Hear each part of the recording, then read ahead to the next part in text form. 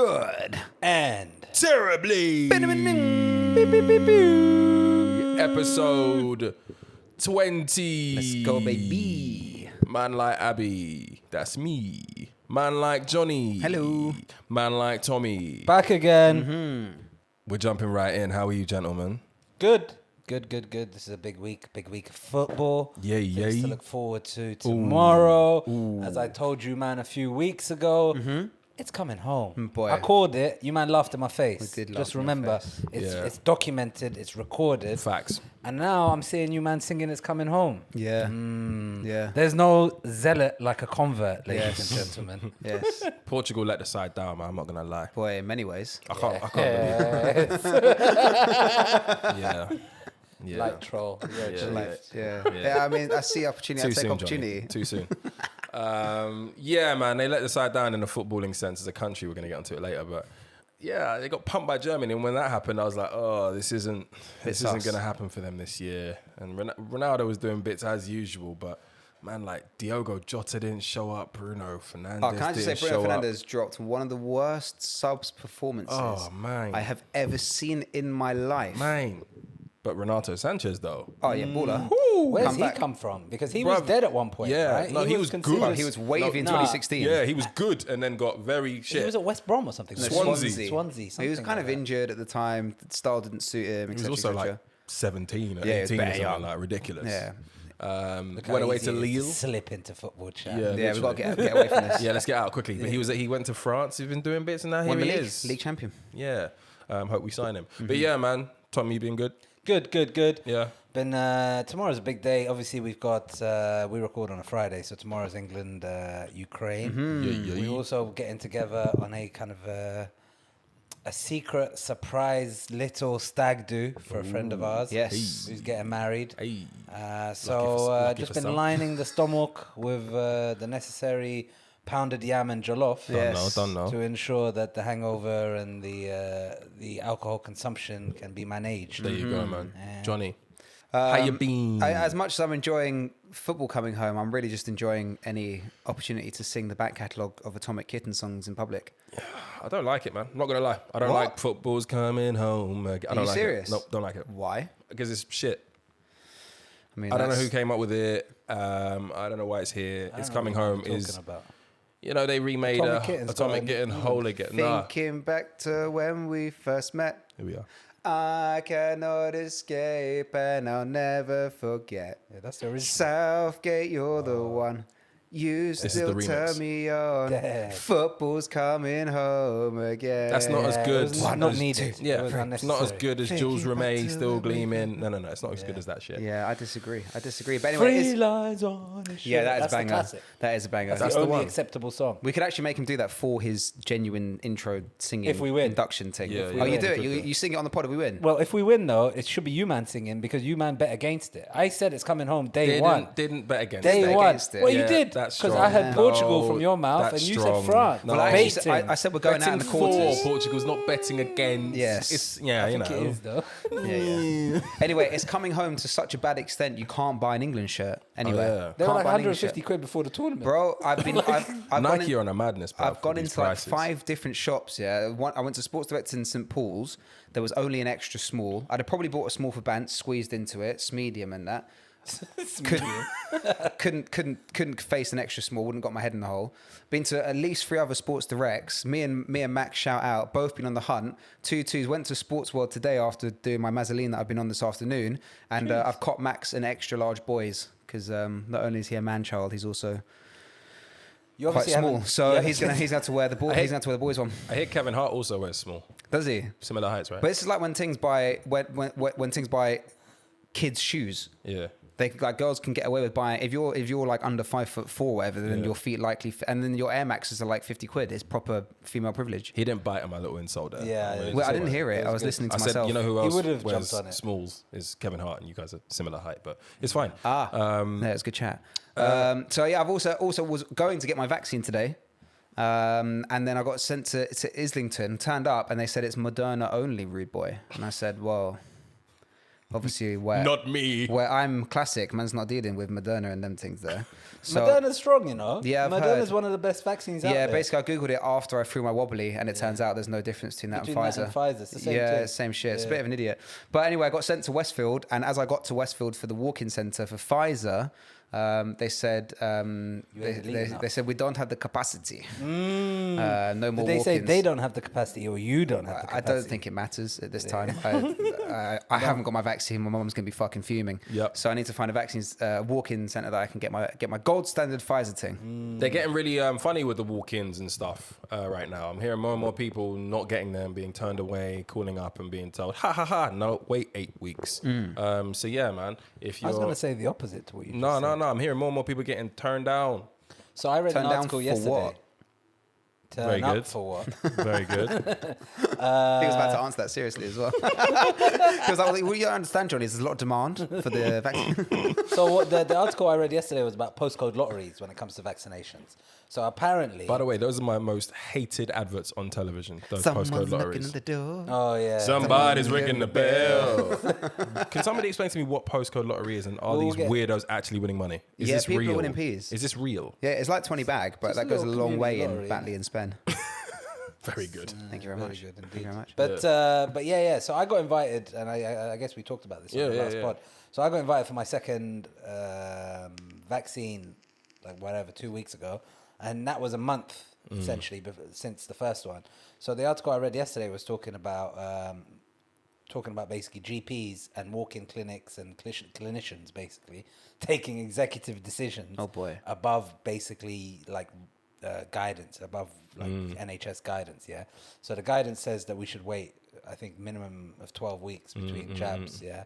But these men are basically taking executive decisions and being like, we know that the manufacturer recommends 3 weeks. Yeah. NHS 4 to 12 for Pfizer is meant to be the guidance between first and second, 4 to 12. Again, so it comes back down to guidance from whom, right? That's So NHS, the UK NHS guidance is 12 weeks, right? But guidance from Pfizer is that 3 or 4 week window, right? Other countries are doing it in a 4 week window as well. Oh, boy. So now GPs in certain areas are taking these executive decisions, while some people, like you said, Rich, are being turned away, right? So in some ends, people are being turned away. And in this particular article, it talked about Brent.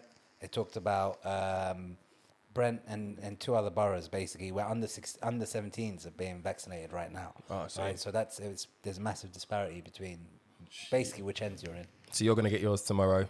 Gonna walk in. Is it your first? It will be my first, yeah. Walk. Yeah. I'm going old school. I'm going back to the John Scott Medical Centre in Haringey. Why are you so late?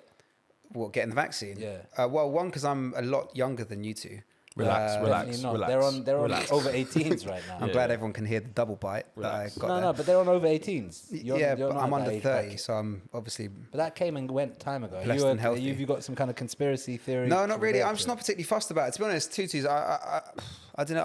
I've been careful about not getting Rona because I had awful viral pneumonia in 2019. So I've been careful about not catching it off other people because I've seen this film and it's grim. But about getting the vaccine, like, yeah, I'll get it at some point, but I've not been super pressed to get it. The reason I'm getting it is so I can go and see my mum for her birthday. Shout out, auntie. Nice. And my brother as well. So I got to get it 3 weeks ahead of going to see them. Otherwise, they just won't see me, basically. I've not taken mine yet. I've not had one. Is it? I'm not even booked I'm not in a rush, Why? man.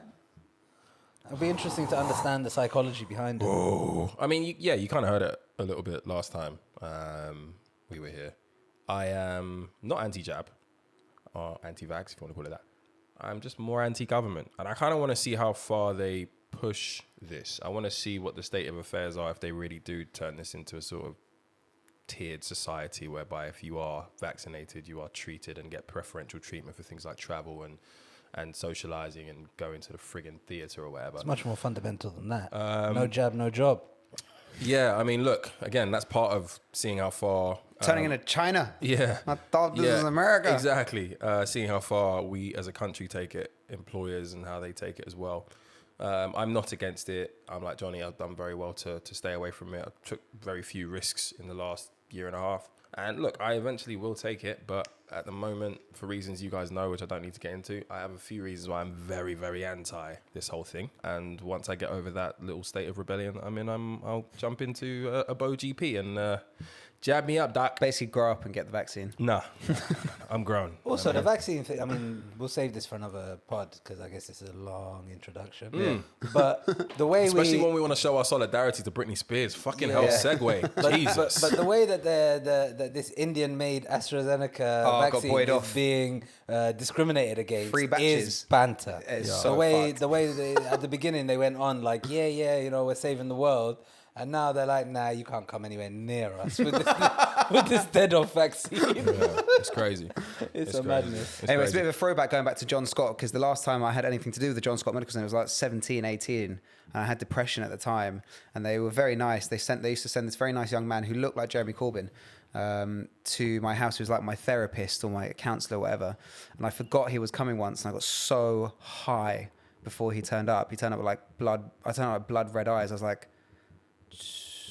So, feelings. cup of tea, like, and he never came back. And I think that was probably why I was depressed. I was smoking way too much weed as a Why 17-year-old. did you get scared? Made you more in tune with your feelings. Yeah. What, as a weed? young adolescent. Who the fuck is this therapist? I mean, he wasn't angry about it. He What's was very his name? nice. What's his name? He turned up with his like panniers and his. Let's blacklist him now. corduroys. No, he was a nice dude. But it's pretty clear why I was bugging out. I was just smoking far too much You've loud. always been the problem, to be fair. Yeah. Look, man, the only way that we can really show solidarity to the one, the only Britney Spears, who you guys know she's going through it, man. She's Free going Britney. through it. If you don't know, obviously you guys have seen the documentary. You know that ever since Britney Spears lost her shit, cut her hair, ran after a couple of journos in cars, that things have gone a little bit bad for her in terms of how her money is handled, how her estate is handled, and who is in control of it. Basically, she has been unable to control any or make any decisions about her life, her wealth, and how things are run in the business that she helped cultivate from her God-given talents. Now, there was a court case which essentially was revisiting whether or not what is called a conservatorship could be overturned to where Britney would be able to own and control her fortunes. Unfortunately, the US judge denied Britney Spears' request to remove her father from his role overseeing her estate and conservatorship. Computer said no. Yep. Despite her, her pleas and her claims that she is petrified of her father, she's wanted him removed for almost over a decade.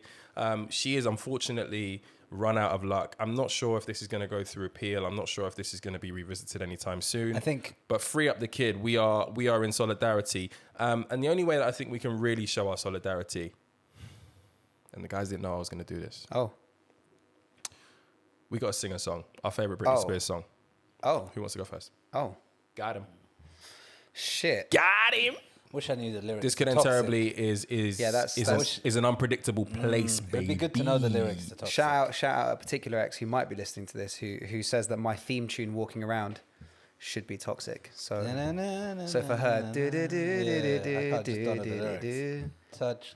you're toxic. I don't know, bro. Yeah, I'm not gonna lie. Do you want to lead off? Do you want to lead by example? But one thing that's worth saying is that she isn't out of luck.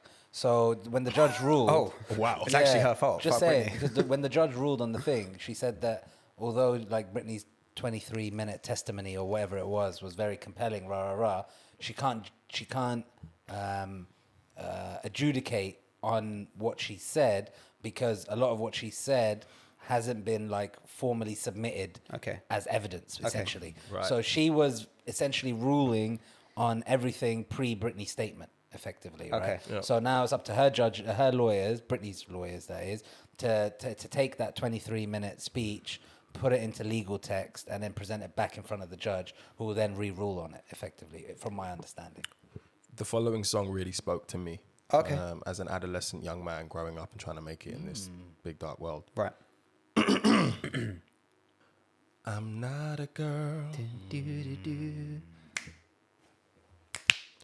Not yet a woman. Hey. All I need is time to do something with my mind. In between. Free up the kid, Britney Spears. We love you. Is that a Britney song? We love you. Yeah, that is apparently Britney. so. You sure? Who else was it? Bro, I'm pretty sure that's not Britney. Who else is it? What's the chorus of that tune? I just sang it. Oh, is that the chorus? Yeah. I'm not a girl, not yet a woman. What? Can I just say that if anything comes, Learn your Britney, Tommy. If anything comes, Sounds Kelly Clarkson like. yeah. Wow, that's racist. But if anything comes of this, I hope that white women learn to stop chasing legal structures that have the prefix conservative, because it doesn't work for people in this country.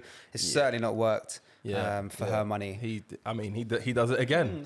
He did it again. The Wonderful. conservatorship is real weird because it's like usually reserved for old people, right? People who have got Alzheimer's and 100%. So like having it in a case where it's like a young woman, it's actually pretty restrictive. She was in a bad way though. She's looking to have a kid, and she can't remove this. I don't know what the technical term for the implant is, but I think it's a very apt term calling it conservatorship, because ultimately it's people not involved in the production of wealth, concentrating it away from those who create it, just as the Conservative Party do from the good working people of this country. So no one else. Fuck the Tories and fuck Britney's dad. That's what's up. Yeah. So no one's gonna sing another song. I just mumbled sing one. what are the other classics? Obviously, we've got Hit Me Baby One More Time. Yeah. We've got Toxic. Yeah. We've got the one that Abby Ali just sang. Without your love, I was born to make you happy. Oh yeah, banger. Always and forever, you and me. That's the way my life should be. Next. Yo, I'm like, Feeling it. my pop Britney knowledge. was my first crush. For real? Yeah, Oh, man. I think she she was was- that age. I think she was my remember first boys crush as as well. Even after Aguilera came out? It was year 5. I remember year 5 or year 6 at school, like when some of the boys brought in like, was it a magazine? I can't remember. It's definitely a magazine. Did they? Yeah. It was from that Hit Me Baby One More Time. Oh, boy. And I remember like just a bunch of men in the toilets, like gathered around, looking at this video. Like Oratory was a weird school, bro. No, it was primary school. Oh, We're talking swear. about year 5. Have bro. you We're ever? talking about year 5. I mean, when you're year 5, it makes sense. gassed. But have People you ever looking to go looked toilet back breaks. at that Baby One More Time video? It's quite problematic these days. It's literally Yeah. It's little pedophilia girls in like tiny little skirts. tight skirts. Yeah, it's proper sus. Like- And she was only like what, maybe 18 Fucking when that came out. disgusting, bro. It's proper sus. I actually have a clear It's not memory. that sus. It still happens today. Like, what's I the mean, it's difference still between what sus. she just did But it and shouldn't. what's the Justin Bieber's original girlfriend called? Selena Gomez. Selena Gomez, or sus. the other one who's the Catch Me Outside chick. Catch Me yeah. Outside Super chick was sus. We did this 14 when she got when she onto did Catch Me OnlyFans. Outside. Yeah. Big Now she's on OnlyFans OnlyFans, the people day were she fucking turned waiting. Yeah, mad 18, chat. and she had like 500,000 people Sus. subscribed. Sus. She made $1 million in the first 6 hours on OnlyFans. sick people. So that means people were literally Waiting for her. Sus. Oh, it's mad.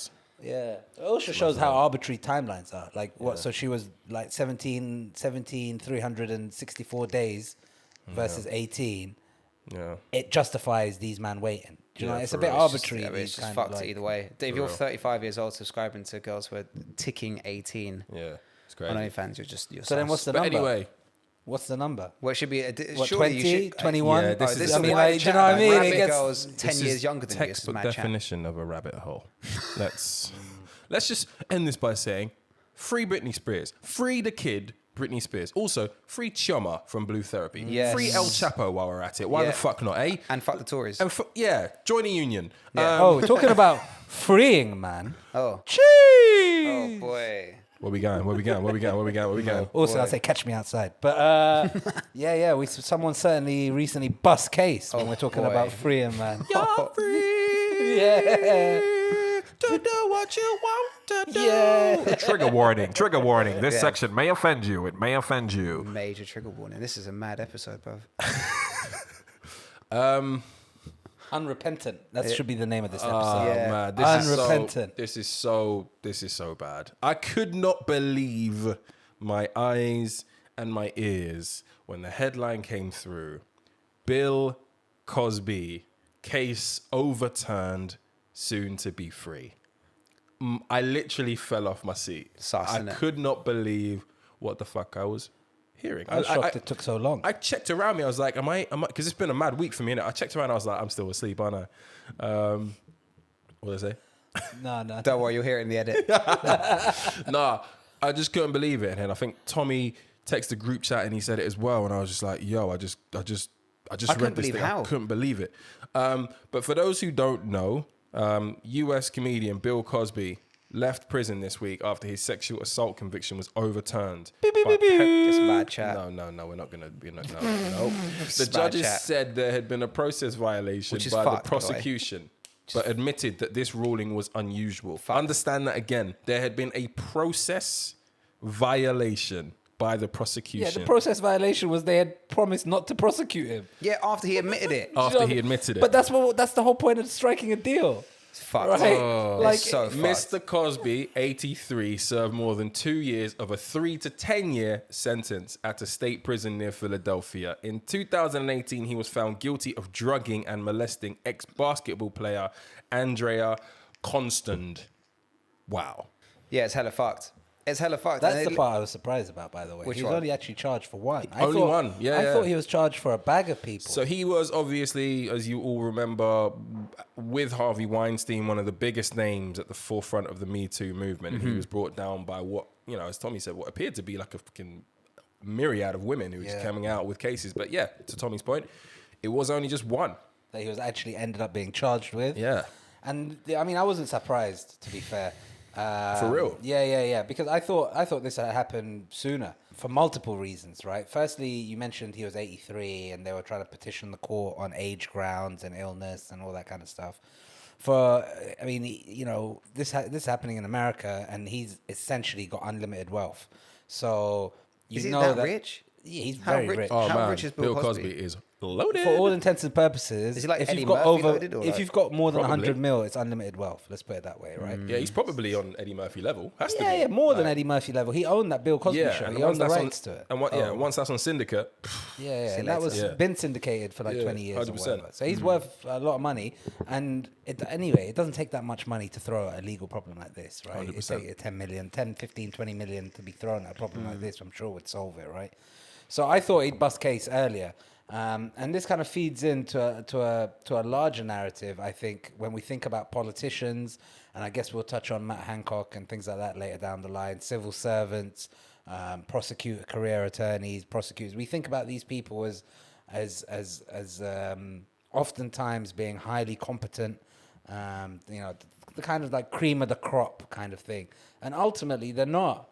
Half the time, it's just chances and people that you'll find in any other workplace. So it's not that surprising to me that these kinds of process violations go down in order, because they happen in non-high profile cases all the time, right? So to think that these guys aren't making fumbles, whether it's the police not following process, arresting or Mirandizing their people, whether it's in court, whether it's prosecutors, these kinds of process violations and errors happen far too often. So I'm not that surprised. It's a shame because it'll have knock-on effects, I'd say. And that's what we want to to talk the about. larger community. And that's what we want to talk the about. Me Too movement. Yeah. Where do women go from here? Power, money, and fame basically means that it's bad enough when the person who is sat on the opposite end of the courtroom isn't powerful, So like this, rich, and famous. So like this is the message. Because if you are a victim of sexual assault, rape, or whatever, typically the justice system goes into your old WhatsApp messages. They question what you were wearing. They question how inebriated you were on the evening. Was it your fault? Could you have done something different? It's bad enough when you don't have Bill Cosby in all of his power, might, fame, and whatever in front of you. Where do women go from here? What the fuck? So what is the message that this case and the wider justice system sends? It's something along the lines of like, if you're gonna get raped, hope that it's not a rich dude who does it. That's fucking abhorrent. People ask like, why are there But that's such... the message in life right now, by the way. Just it's not only about rape or whatever. That's the message of Well, if you're gonna get screwed over, don't if you're get gonna get screwed over. fucked, don't get fucked by someone richer than you, basically. Yeah, which is bleak, right? Yeah, It's but just a fucking capitalistic awful. society that we're It's in. awful. It's awful. And people ask like, why don't women come forward to report more cases? Why are women fearful of reporting attackers? Why do women not discuss it? Well, because they go through court where you've got a guy who's literally admitted on the record to doing it, gets off because a previous district attorney had struck a deal that they wouldn't prosecute him for having admitted it. Just super bent. It's supremely bent. But for those of our listeners who may be confused, Bill Cosby did spend a considerable amount of this whole process denying any wrongdoing, though, right? Yeah, but then went into court He also and said came that out he did it. denying it. He came out saying, I haven't changed my story. He was unrepentant, right? He came out the day he was released saying, I haven't changed my story once, right? So I don't know. I'm not sure about the chat you're giving that he admitted to doing It's it on the and all that record. kind of stuff. It's on But the record. But he had a deal basically saying, who knows what that deal was? I don't know the details of that deal, whether he gave some kind of information in order for him not to be prosecuted, or there's a tit for tat, right? They're not just going to give him immunity from prosecution just for joke, right? He's obviously given something over in return for that immunity. So they've taken the decision that whatever that he gave was more important than prosecuting him for this rape case. That's a different issue, right? Yeah. And we can go into how fucked up or warped the thinking might be in that, or how big the piece of information or whatever he gave them is.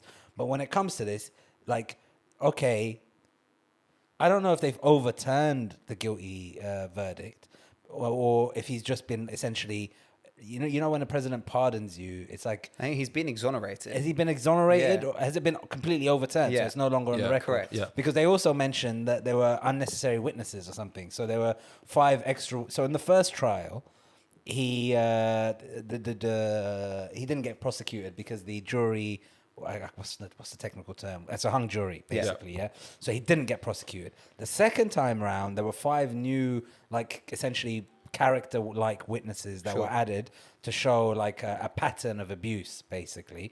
And those 5 were basically the main difference between the 2 trials. And the second trial, he was found guilty, right? So in this most recent court ruling by the Supreme Court in Pennsylvania or whatever the fuck it is, they essentially said that those 5 witnesses were also against procedure, because they didn't add anything, they didn't directly witness anything, blah, blah, blah. So they picked many holes, let's say, not just the fact that he shouldn't have been prosecuted because of the deal.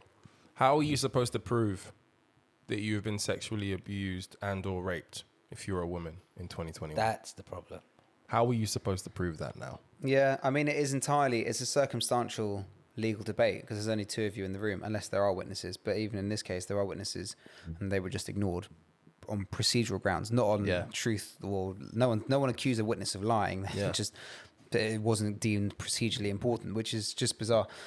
It comes down to character. It comes down to the jury. It comes down to the judge. Unfortunately, it comes down to the quality of legal representation. This has long been a bugbear of mine that I've written about in the past, but it's just morally fucked that your quality of access to justice is intrinsically linked to your ability to pay for it, and that's absolutely totally unjust. It's the same. Yeah, but it's wrong. Access to healthcare, access to ability to go on holiday. Access, no, because because at least in this country, I can't speak for America, but at least in this country, we do have socialized healthcare. We have access. Yeah, but the we have hospitals- access to healthcare recourse. We don't have access to legal recourse in this country. Legal aid has been stripped apart, and people don't have access to quality representation. Something I went through personally after my dad died. It's something I know a decent amount about. Unfortunately, if you don't have lots of money, you don't get good representation in court. And it extends in all forms of cases. Mine was a fairly difficult probate case. It's even more daunting. It's even more daunting to have to face that fight when the person on the other side of the table is someone who's quite literally raped you. And if you see multiple examples of people like Bill Cosby who get away as a question of resource, not a question of innocence or a question of morality, but by a question of resource, because his lawyers are good enough to pick a legal hole in the procedure of the prosecution, then it makes women less likely to be able to go forward. And that's wrong. It's bad for society. What can you do? What can you tell these women? And the thing is that they say there's no smoke without fire. There is an entire fucking Australian bushfire over this geezer. Yeah, cool. Those 2 things are oxymoronic. Significant number of women who've reported the same thing, similar patterns of behaviour, similar methods of executions, an awful word, but similar methods of doing the deed.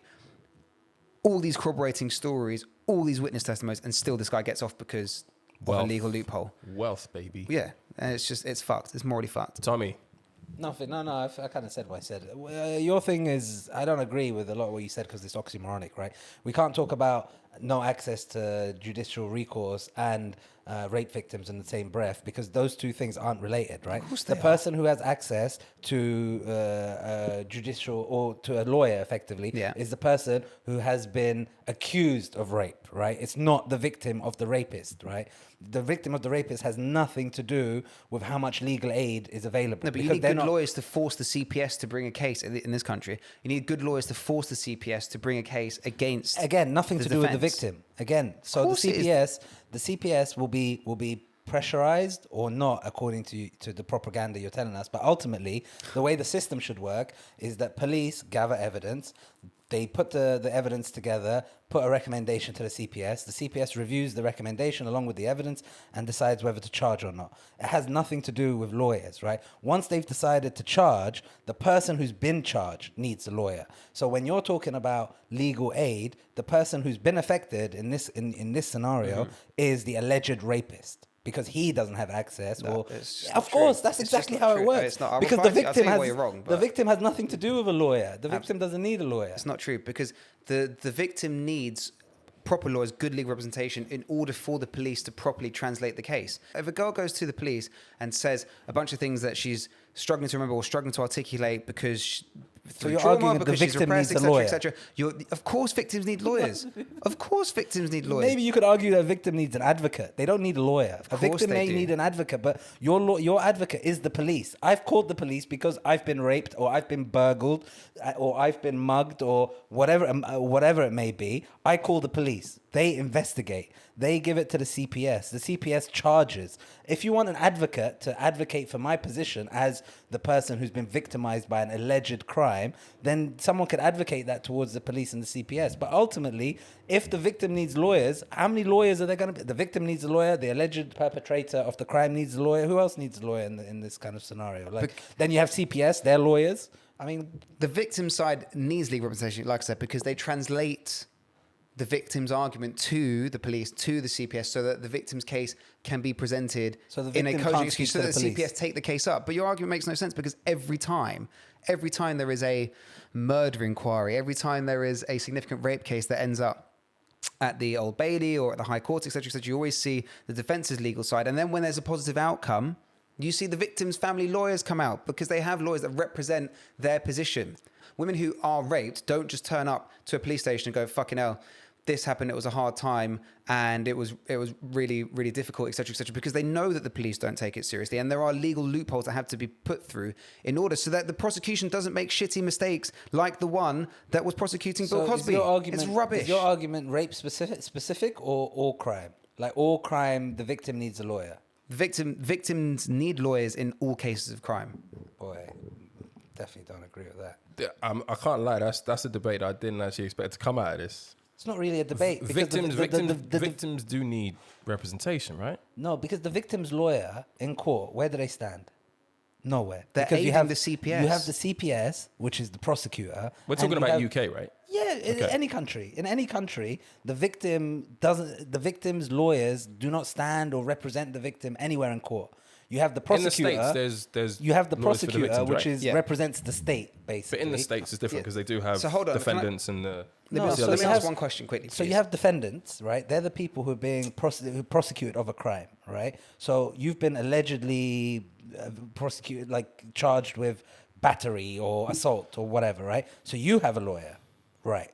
The CPS in this country, with Crown Prosecution Service, or in America, the Attorney General or the state or whatever, will represent the people, will represent the state, will represent me and you, right? So in this whole scenario, and then there's a judge and a jury. So in this whole scenario, I get the advocacy that Johnny's talking about, right? If you want to advocate the case or whatever, using specific knowledge that you have of that particular part of the legal code, cool, you can advocate.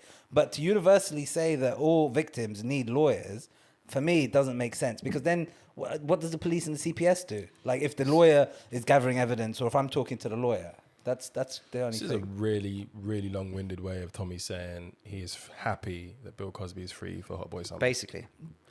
Just say that. Johnny's already extended him the invite. No, but he can't. He's black. He's too black. Well, there was a big conversation about whether Bill Cosby's black. You've forgotten that huge conversation. That whole thing, Sorry, there was a huge conversation. You lot tried to hand him over to us, which is pretty mad. I mean, like, show us who you're willing to trade, and we'll we can make that happen. Could we take? He handed in a transfer request.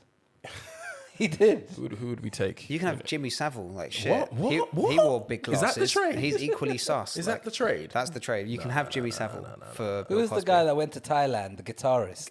Gary Glitter. Yeah. You can have Gary Glitter. These are awful trades. Bill Cosby. Well, These are awful trades for my people. To be fair, actually, Gary Glitter was an alleged pedophile. No, we're not doing that. Let's move on. Thoughts are with the families and the women who unfortunately had to ride through this verdict being overturned. What can I say? It promises to be an ever increasingly difficult time as we try to hold some of these monsters accountable. It's bleak. It's very, very, very upsetting, and ultimately, I don't see it changing anytime soon. So all we can do is just send our love and our prayers. I don't really have any answers for how we can prove these things are happening, especially when the people that these victims are going against are hugely rich and popular. But hopefully some brave judicial system somewhere in the world starts setting precedents that other countries can follow, because right now it's royally fucked. Meanwhile, in Whitehall, is that where them motherfuckers are? Westminster. Oh boy, yes. In a very well lit, heavy surveilled Yes. office, a door shut Yes. quite abruptly. Boy. Quick And peek. then eyewitnesses' statements say that all you heard from inside the room were, "She floating like a butterfly." Oh my days. I probably don't need that mental image. Baby girl. And then all we saw was a video Oh boy. of man like Matthew Hancock Bandikaki. playing away from home in She's a sauce. big way, The Department of Sexual Health. breaking COVID lockdown measures that he put into place, Asshole. no less. Caressing the bunda. Yes. Trying to find some bunda from that straight-backed lady. He almost got there, buddy. Found it. I actually admired the effort. A for effort trying to find Come that on, bunda. RT. Wait. If you don't know what I'm talking about, listeners, you've been living under a fucking rock. You have to know. Because this happened last week, but we had to cover it. Matthew Hancock, Health Secretary, Secretary of State, was caught playing away from his family, his wife, his university sweetheart, with another university mate who he happened to give a very, very wishy-washy job at the expense of the taxpayers. Wait a minute. Did he go uni with his wife? Yeah. Yeah. So that means his wife and the thing don't know each other. Yeah, I think the family's been jamming, bruv. Oh, you know how it goes I on don't that know side that. of you know how the other half This live. It's all week's swingers parties and cash, innit? Like, This week's relationship segment has actually been submitted by a former health secretary. We're going to get into it later. Yes. I mean, where do we even start with this? Much of the furore has happened. He's obviously lost his job. He stepped down. I mean, where do we back, want to man. attack this? Do we want He to also attack? didn't And lose it. I'm glad Johnny said that, right? This He'll be motherfucker is going to be back in about 12 months, and he'll probably 100%. be like transport secretary or education secretary, or if we are consistent as British people, he'll probably be the future PM. Let's be fucking realistic, right? He'd be the minister for grabbing the bunda. It'll be the minister for grabbing the bunda, and then they'll speak about his groundbreaking vaccination rollout program, and that will probably be enough for him to get Boris's place when Boris decides to fuck off, make more babies, and sell books. Basically, which is not far away. But where do we want to attack this? Do we want to talk about another fucking overachieving white man who's got a fucking god complex, or where do we go? Where do we start with this? Can I just say that there's a thing on Hinge and dating apps where people say that they're afraid to out themselves as conservatives on these platforms in case it makes people less likely want to match with them.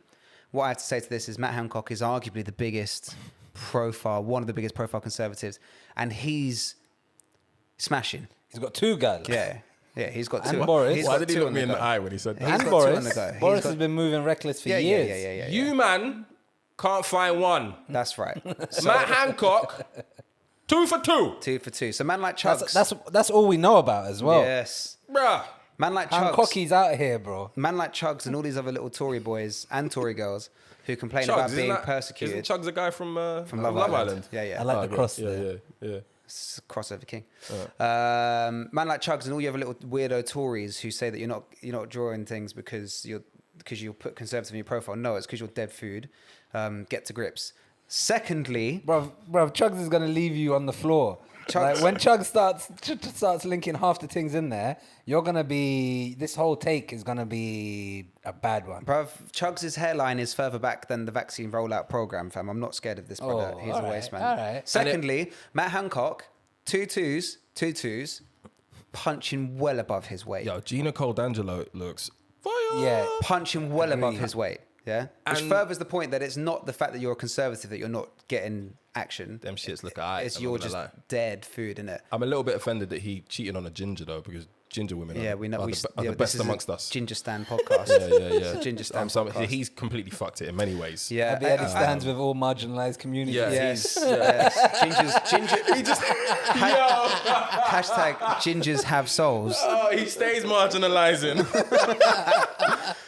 Thirdly, I do think it is outrageous. I think it's outrageous, however, that obviously some of us, well, all of us were self-isolating and staying at home, quarantining. Certain man, me, got pinged off by the NHS app. Ah, yeah. Yeah, had to self-lock off for days, cancel hinge dates, and these times, man like Pandikaki's got two on the go at the same time. Pandikaki. So, yeah, I mean... Even the Queen was like, Matthew, you little shit. You dirty little scumbag. He's You full of little- beans. He's full of beans. Well, it turns out he's just spraying beans in pods all over Westminster. You get a bean. You get a bean. You get a bean. You get a bean. It's pretty mad. We shouldn't be judging him on what he does in his personal Yeah, life. to be honest, and that's But yeah, no, important. hold on, no, And to be no, honest, no. I don't So- think... So I'm you've sorry. had your take. So what I would to Johnny, on that, Sassy. yeah. But like, Sis, go off, what I man. will say, what I will say is, I was mad impressed that Hancock was moving like this at the beginning.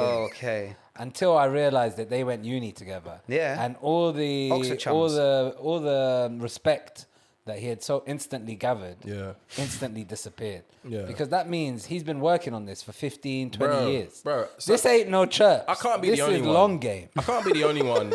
I can't be the only one who, whenever I see like mismatched couples walking down the street, the first thing that comes to my mind is that must have been a uni thing. Oh, do you think that? Is I that- can't be is the only that- one is who that- thinks Is that that. the first thing that comes into your mind? I can't like sometimes when I see like mismatches and then I hear the backstory, I'm like, yeah, of course that was born in university. And you probably went to some fucking rural university where it was literally you two and some sheep. Of course it was going to happen. What if Matt is just I've got one in mind, slinging? but I think you guys know who they are. He might so have bought low, sold high. I think you know them both. Oh, okay. I could say it and then I'll probably have to edit Yeah, it. go Just on beep then. him out. Oh, boy.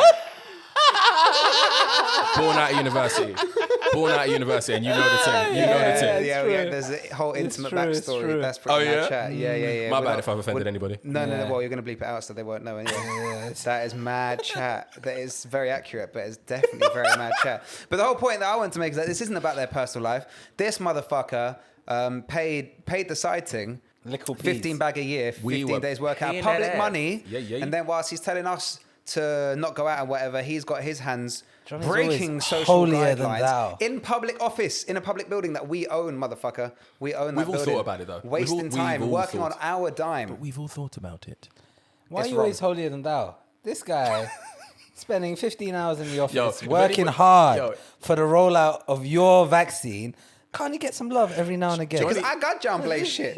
Johnny's gonna be the one. If this podcast blows, Johnny's gonna be the one who has the most dirt. Like he's gonna be the most holier than thou, and then girls are just gonna be like, "He did Yeah, this. I can't wait. He did Whoa. this. I can't wait. whoa, I whoa. can't wait. Yeah, dirt's the dirt. Because it's Don't like- throw it's like- stones from a glass house, baby. On, But I wouldn't melt on the way you Shabbat, chat. you do this to me. You degrade my image. Your integrity and your character. Yeah. But you make a good point, Tommy, which we've stepped on for the last 2 minutes. Nobody really gave a fuck about the affair. Do what you're doing, right? It's more about what Johnny just said right now. The contempt with which us as the general public are treated Correct. by this government time and time again. And the worst part about it was less than 24 hours later, Boris was like, I consider this matter closed. Yeah, Mad done chat. it. Like, He was like, what are we this thing's living in? obviously paying. There's he can keep his job. He my can days. keep it. That's how Boris thinks. Boris was like, if Like- you're going to fire him for this, then boy, Yeah, I'm that's- banging out a that's- job, fam. That's it. You're telling me that if she wasn't as attractive as she was, Boris would have kept him in his job. Nah, Boris is fickle knows- like that. Boris knows is- where the dirt is, and there's a lot of dirt living in his friggin' house. Untenable position. yeah, There's he no ain't. dirt in his house. His house is spotless. What did you Cummings want? is exposing all the dirt already. Yeah, He's to be- cleaned it all up. He's be put it in a fair. little bag and he's taken it with him. But even Dominic isn't going to reveal everything because he'll be incriminated too. There's all overlapping fuckery. That we- they can't bring the whole tower down. House of Cards. One thing that's interesting is that I'll be intrigued to see what people make of Sajid Javed in I this can role. give you right? my first observation Shall I of tell him. you why? Because he is much Roundest head I've ever seen in my life. Carry on. He's much more bullish on reopening. Yes. Than Matt Hancock was, right? So man like Matt was quite bearish. He was quite pro lockdown. Apparently, cabinet meetings and things. He was the one advocating a position of taking it slowly and so forth and so forth. Whereas obviously Dominic Cummings has painted a picture of Boris like a man who doesn't care. Tommy, with all due respect, I don't want to talk about any of that shit. What positions were Matt and Gina doing when the camera switched off? What do you think is Matt Hancock's go-to? Well, we've seen the go-to. We've seen the start of the go-to. He starts with the bum. Yes, the caress. Right. So that's an instantly answered question. And then he does a little is he an dance. arsehole tits man? Yes, we know the Yeah, answer. we've answered that one. Check. But what's his go-to? He looks like a missionary. He's man. a missionary man. He's a missionary man, Come isn't he? on, bro. Yes. He hasn't got the hairline for anything else. Yeah, like sort of awkward eye contact. Oh, bro. He's a moaner. Yeah. He's a moaner. Awkward eye contact. Yeah. And, look, I don't want to be too controversial, but ladies, if there's ever proof when us men say, damn, all it takes is a little bit of power and you guys will fuck anyone. No, that's my chat. But what I do want to say is, I said in the last episode. Am I not allowed to say that? No, I said in the last episode. Holier than thou, innit? I said in the last episode It's that Matt Hancock. I said in the last episode that that marrying the mistress merely opens a vacancy, and I think that Gina, who also cheated on her man with 3 kids, Yeah. He's the and he's like Half of loaded. Oliver What you man don't Yeah, understand is so this is a genuine Gina's love gonna get story. her thing. You guys Gina's have getting no more Oliver Boners. she getting no more Oliver Bonus. Where she getting Matt Pandakaki, so You guys have She's misunderstood. really thought this through. She went from bonus to cocky. played a blinder. Oh, amazing. This is great. This is a true love story. I'm really glad for them. They've obviously had this deep lying love since uni. Times of life. Life is like a roller coaster. You don't know which direction it's going to take you in. It took him in a direction of getting married to another uni friend with 3 kids. She linked Mr. Oliver Bonas or whatever, and With a little meaty interim now somehow love always wins, guys. I did like the way that my man packed her into Yes, the car. what a gentleman. Calmly. Well, she spun that around now. Now she's Yeah. saying that she dipped. She was like, yeah, but she's literally a PR woman. That is her job. She's a Mad. PR expert. She didn't even stay at the Premier Inn for a few days. She just went straight to their little love nest somewhere in I have to Hancock's say, second I have to house. say, By love nest, you mean Casa Amor? yes. I have to say though, having your partner cheat on you is fucking grim. At the worst, Yeah. at best and worst of times, it's fucking dead. Having your partner cheat on you with Matt Hancock, It's wild, bro. On national TV. on every. That's fucking bleak. That's if my missus cheated on me with Matt Hancock, yeah, and then started being like, I left him, RT, I'd hire PR for. I'd be like, do you know what? PR, Hitman. Similar, No. I'd be like, bruv, I'm getting it. similar I'm gay. to I actually couldn't fuck her anymore because I'm gay. So boom, you can do your thing. No, that's an L. similar to Bill Cosby. She too was unrepentant. Yes. Very Yes. good. Very good. Yes. Good luck to you both. Awful luck to you about that. You miserable love fucking always wins, scumbag. Johnny. Fuck the Tories. We are Fuck gonna. Tyabs. Yep, we're gonna see. That's unnecessary. We are gonna see Matty Hancocky in another role very, very soon. Sit tight. He will be back crying on Good Morning Britain. Weird little geezer, bro. Yeah. Standing too close. He might to not, women in I interviews. think you guys are overestimating him. Yeah. Because they were also talking about hanging him around, keeping him around as a fall guy for the COVID But stuff, he's still right? MP of East Suffolk Yeah, or yeah, something like but that. when safe as when shit. the seat. Yeah. when the inquiry to the COVID fiasco or whatever comes and goes, his name will be sullied. The brand Yeah, of of course, Hancocky. Oh yeah, he's getting chucked so under so a root if that's master. the case, then the likelihood of him coming back to a top cabinet job is slim, right? Oh, you think I he's going don't to know. get thrown under a bus? I mean, he think is once gonna that get inquest thrown comes and goes, he's going to be thrown under a bus. This is the bulletproof Tories we're talking about, Yeah, bro. 100%. The Tory party is bulletproof. this- He's this- an individual, though. This taught us everything about the state of national apathy we are at, bro. Until he decided to quit, when Boris Johnson said this is closed, everyone just cracked on with the memes and cracked on with their life. Yeah. That was it. That's where we are. It was only because Matt realized that his position was irreversible and now the seriousness of the vaccination program and where we are at is going to be completely undermined by him staying around. Did he take a sensible decision that none of his other peers have done? But Why do you think he took we that were decision? this close to this just being... It was. I'm asking, we why are do you think he fucking- took that that's decision? scary. Yeah, they could have just written it out, to be fair. And they could have. In a week and a half, they would have forgotten They about had it. done. Which is They, quite they, strange. Yeah, there was written it out. 50-60% through writing out. Yeah. So something must have happened, right? And that something was the elongation of that elongating of the news cycle with the release of those images, right? Yeah. Because they were 50, 60, maybe even 70% of the way through writing it out. And then those pics came out. There's the video. And The pic came. The pic- story broke with the picture. Yeah, the that video story came out 2 days basically. later. Yeah. It just meant of writing it out for another week, and Boris had already given him his support. So it's interesting that he decided to call it quits. I don't know what kind of pressure he received, because it wasn't pressure from Boris. Well, maybe that's Boris his didn't comeback. sack him; he left, yeah. right? So I don't know where it came from. his He took comeback. credit. He took credit for him leaving, though, didn't he, Boris? He tried to. Yeah. Tried waste, man. And you know, I think I want to finish on. Look, this is an example of somebody who works in government or is close to the government, who, if you see him in the street, you should be running up on him and giving him a little clap in the face. Chris Whitty, ladies and gentlemen, however, is not the person you By need to clap, be you mean running up spud, on. by the way. Huh? By clap, you mean spud? No, I Just mean give him a quick actu- spud. Yeah, if you Spud man. want to go up and give a Dap man like him. Chris Whitty a spud, it's completely acceptable. He might not know what to do with the I meant spud, innit? cocky. But You're waste, man.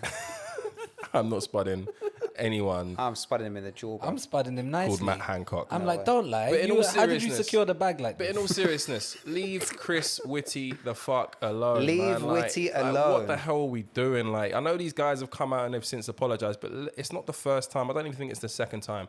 This is the only guy who has kept it 100 through the whole of this madness we Fact. have been through. He Fact. has been ridiculed. He's been ignored by the decisions that have come after his guidance.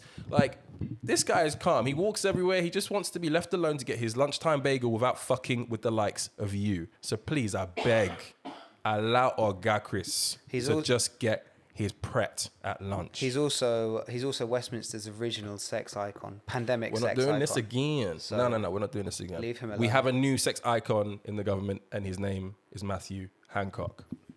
Grim If country. you don't know, now you know.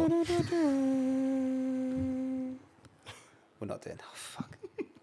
That's so depressing. That's another one for WBS. What? It's another White Boy guy Summer. for White Oh, Boy Matt shit. Hancock is not coming to White Boy Summer. No. Yo, so I'll He's leave. bringing a +1, bro. What are I'll you talking leave. about? I'll leave. Johnny Vivas, Chet Hanks, Yep. Jeff Bezos, Yep. Bill Gates. Yeah. Well, no, Matt we cancelled Hancock. Bill. We cancelled Bill. No, did Yeah, you? because he's Jeffrey Epstein's sus. Oh yeah, cool. So Matt Hancock replaces him. No. You said you wanted Bill Cosby. No. Yes. Okay. Boris, Alright, no, Boris look, is man, on the look. maybe list at the moment. Like, Boris can come because he's a certified gallist. Yeah, exactly. he is a gallus. Boris bringing all the hoes. What do you guys feel about see this little thing that came out? You're right. Excuse me. You're right, mate. Yeah, Yeah. Did you guys see this thing that came out on Windrush Day, which was June the 22nd?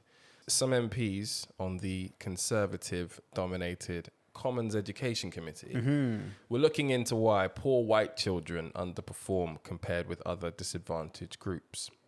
Funny thing for them to be focusing on. And they rejected the government's view that poverty is solely to blame. This report claimed that there is an industry that has emerged to support disadvantaged non-white pupils. But at the same time, this is not available to white pupils themselves on things like free school meals, who underperform at every level of the education system from early years through to higher education. They then went on to say that terms such as white privilege, which is, as you guys know, white people benefiting from particular advantages in society, may have been one of the main reasons for systemic neglect of white disadvantaged communities. They accuse the government of muddled thinking and sweeping the problem under the carpet. Wow. What's your take on this, Abiadi? When I was poor, young, working class, and my parents came over from Nigeria in the early 80s, I was surrounded by poor white people. I was surrounded by poor Asian people. I was surrounded by poor African people. We were all united in our understanding, acknowledgement, and constant reminder that the government didn't give a fuck about any of us. That wasn't on racial lines. To speak about or to think about the UK isn't necessarily to talk about just a race problem. The class system here is completely fucked, and it always has been. And there is intersectionality there. There's overlapping there. But ultimately, many of the success stories you hear, especially with regards to like, you know, this fact, which I think is now backed by statistics, that like Asian, African, and to some extent Caribbean families excel in education and so on and so forth. That's got very little to do with anything that the government has laid out, very little to do with any red carpets that have come our way or any additional benefits. It's purely because in many of these countries, we have absolutely nothing else to rely upon except education. So that is embedded in us from early.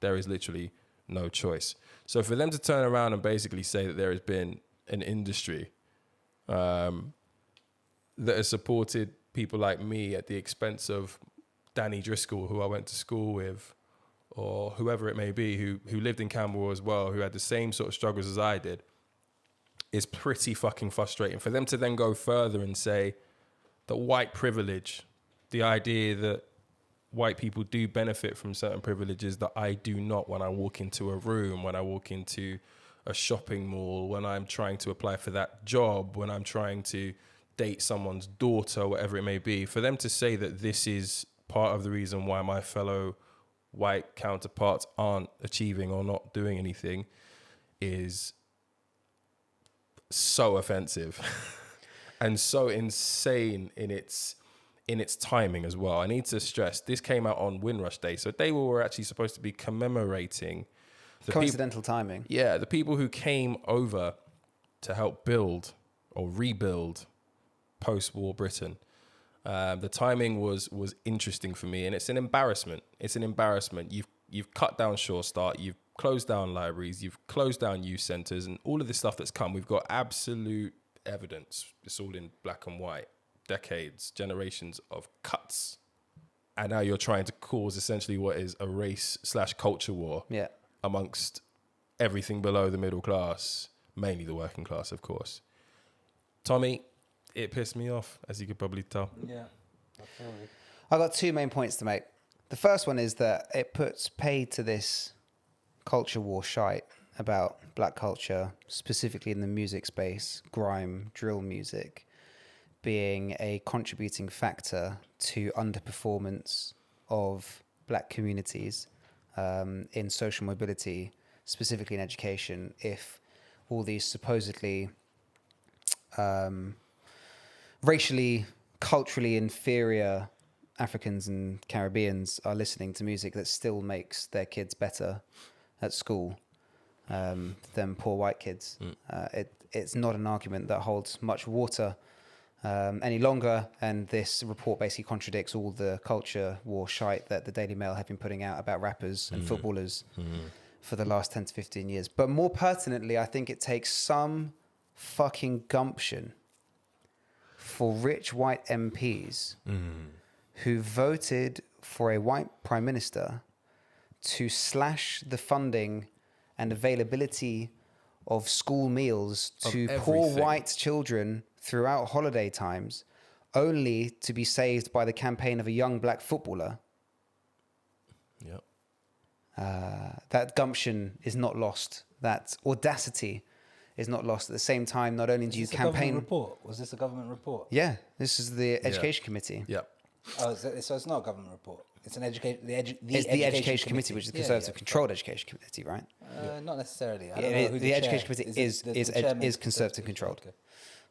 Again, so the 2 points I want to say, it puts pay to the point that grime and all these other supposedly black cultures are to do with black kids being violent and socially immobile if black kids are still supposedly advantaged in the education system. It also puts into scope the audacity of these MPs voting to make white kids hungrier and then seemingly blaming black people, even though it was a young black man by the name of Marcus Rashford who came through to actually ensure that the white kids in their own constituencies were fed a hot meal over Easter. But this is all classic conservative, classic right-wing culture war shtick.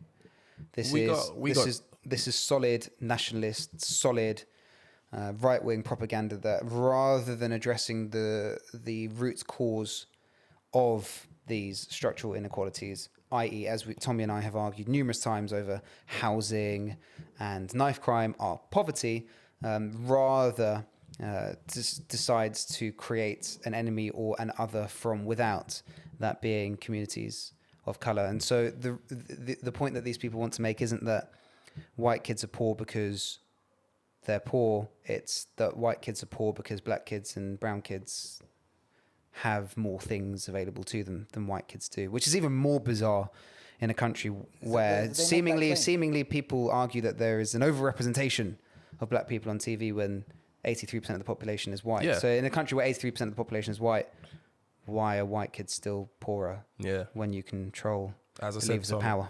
They said an industry has emerged to support Cottage disadvantaged, industry, but not white peoples. But anyway, I don't know. I like that the committee discounted the fact that poverty is the only factor. I think when you're talking about things like this, there's never one explanation, and usually for public consumption, we like to boil things down to nice, easy Sound bites. Nice, easy explanation. So it's poverty, or and it's going to be, like you said, Rich, earlier when you were explaining your own experiences. It's going to be a variety of things. It's going to be culture. It's going to be poverty. It's going to be backgrounds and all that kind of thing. I think I have a slightly different take on this. I haven't read this report, so I have no idea exactly what it says. I read the article. I kind of skim-read the article based around this. But I think you've seen this groundswell over the last 20, 25 years of a kind of poorer, working class, kind of white community who has felt underrepresented, not represented when it comes to a kind of political level, like when it comes to a kind of a Westminster elite or whatever you may have, right? Or they've just been used as political pawns. Well, they haven't even been used, right? They just haven't been spoken to. They haven't been spoken to. They haven't been spoken about. But they end up getting spoken to by the people who then decide to fuck them over the most. Well, they get ignored for 10 years and then get told they're being ignored by people in power, even though they've been ignored by the people in power and then for 10 they years. vote for those they people, are in power. and then they vote for those people mental. and continue to be ignored. Yeah, but it's a zero-sum game. No, it's not the because government. It's not the government. It's not the government. It's actually the black people. But again, I don't think that's what this report said, right? So I think when it comes to this topic, this segment of the population, the working class whites, are relatively underrepresented because their needs, whatever they may be from a political perspective, aren't being spoken to. And that's what essentially UKIP votes 20 years ago were about. GB News. That's what Brexit's about. That's what GB News is about. That's what and it's not unfair. There is a segment of the population, let me just pull a number out from my arse basically, and say 15%, right? So, or 10%, or whatever it may be. There's a certain percentage of the electorate who for a very long time hasn't been spoken to. And when you haven't been spoken to and you're frustrated, when your kids don't have good job opportunities or good education or whatever, you turn to more, let's say, extremist, I don't know, more Tendencies extremist and views. Not even views, but more extremist options, right? More extremist parties or political, views or what have you. So I think this report is important. I think it's important to highlight that there's a segment of the population that's not doing as well as everyone else, whether white, black, Asian, whatever. And in this case, they're poor white people who for very many years haven't done particularly well when it comes to education and education outcomes. So for a report to come out and say, I highlighted this particular segment, which is underperforming. Similar segments have, all right, you can say that the term cottage industry is by design meant to inflame tensions or catch at headlines or whatever. But ultimately, the point that they're making is that similar, let's say, poor working class non-whites may have more opportunities, let's say, available to them. I reject You're the giving idea, them a lot. You're giving them a lot of credit. I reject the idea that this concept of what's the catchphrase that they say, white privilege, is having a negative impact, because the term white privilege and that kind of thinking is relatively new, whereas this issue is pretty old, right? And I think sometimes, given that we're all three guys from London, we're all three guys from London, I think sometimes it's easy to look at these things from a fairly London-centric perspective, where we have communities where, regardless of race, everyone's poor together. I don't know. Whereas man. if you go to the north, and some areas in the north, all the poor are white, basically, right? Here we have poor people who are black, brown, and white all living together, let's say.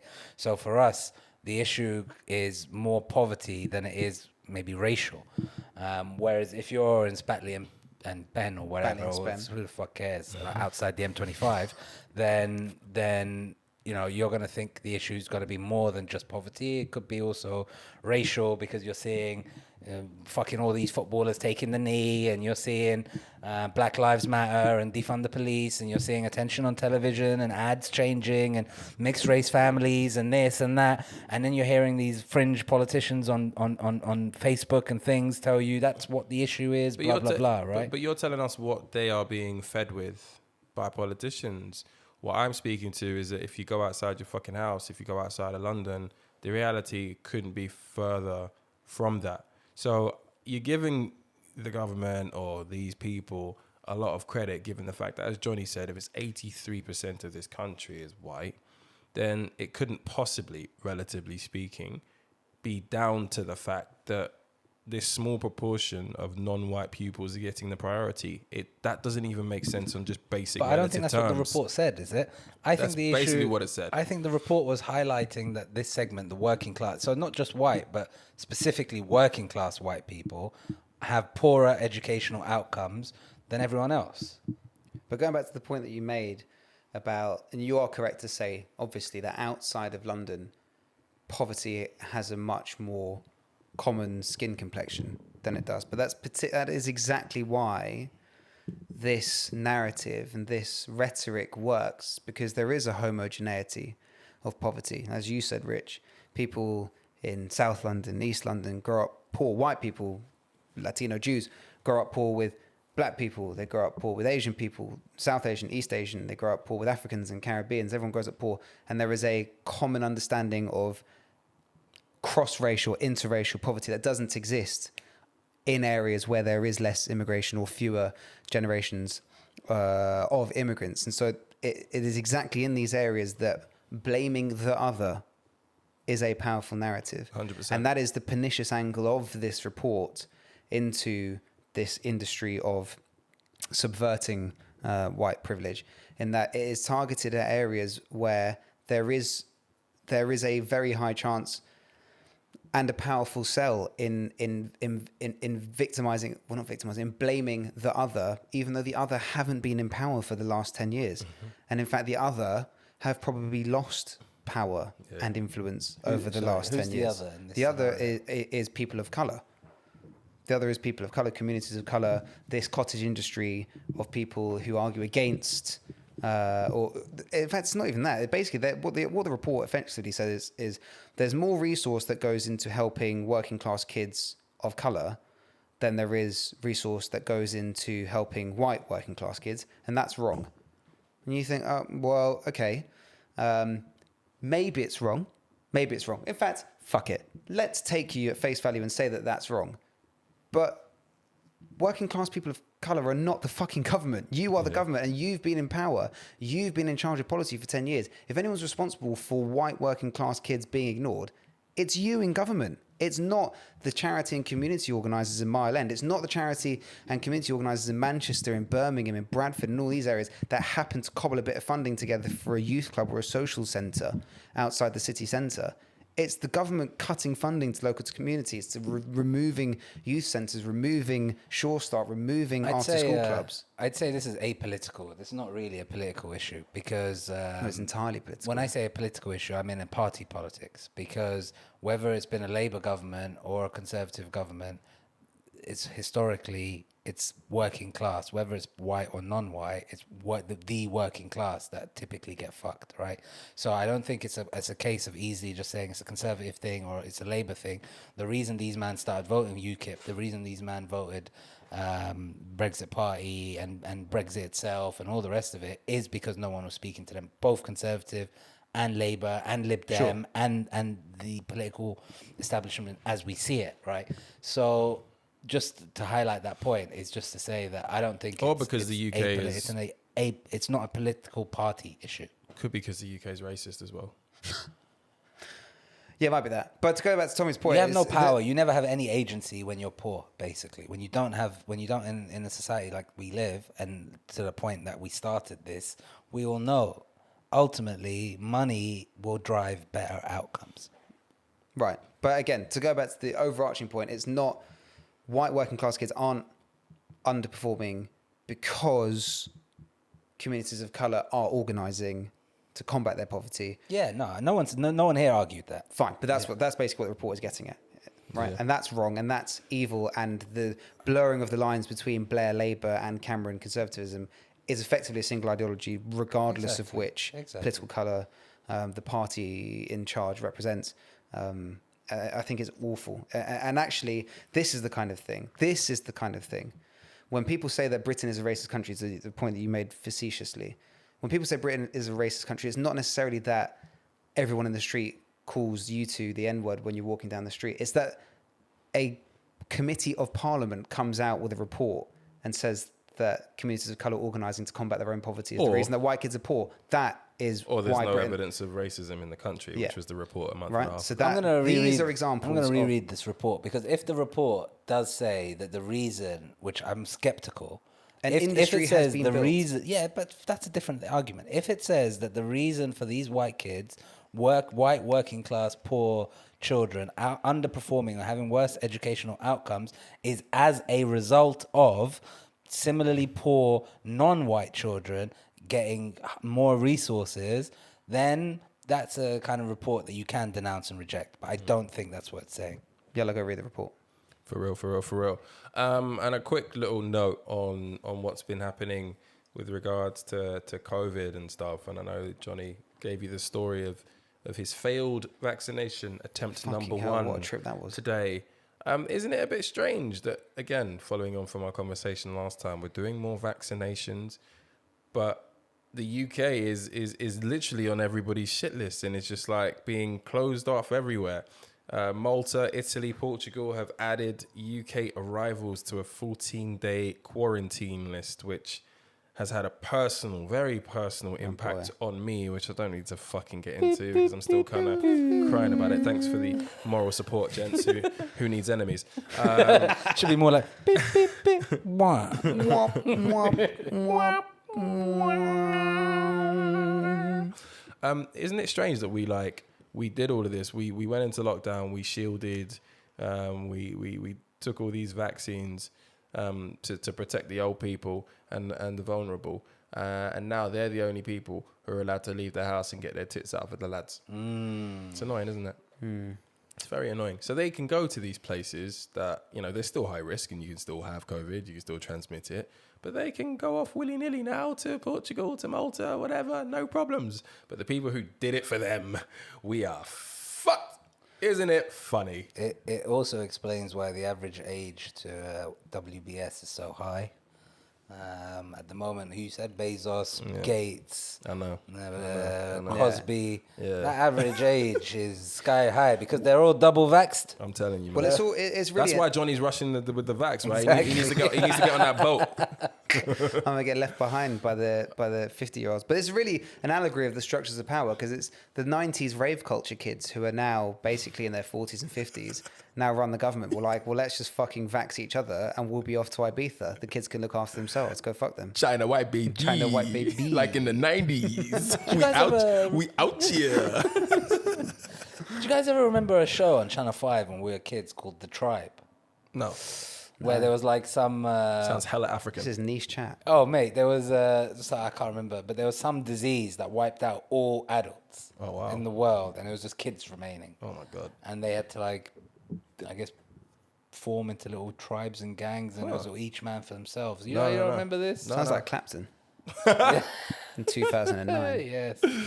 Circa now. Yes. Actually, it's quite Right. bougie now. You can get a roast on Clapton Roundabout. It's quite mad chat. Don't lie. One bed's at 300 grand a year, yeah? What, 300? Not in Clapton, bro. Right. It is time. Actually, no, before we get onto relationship advice. Ooh. Really, really, really funny story. You guys remember when we gave you the story of that artist who did the invisible sculpture? Oh, shit. Oh, yeah, my dog. Ross, Rich hasn't even prepped us for this topic. Yeah. So I was... Prepped? I just invented a word. Because Still. this story has genuinely rocked my world for much of this year. I decided to touch base to see what was going on with this guy. Okay. You wanted to see if the buyer had received delivery. Yeah, I of wanted his- to see how the invisible sculpture was getting on. Yeah. Turns out he's being sued.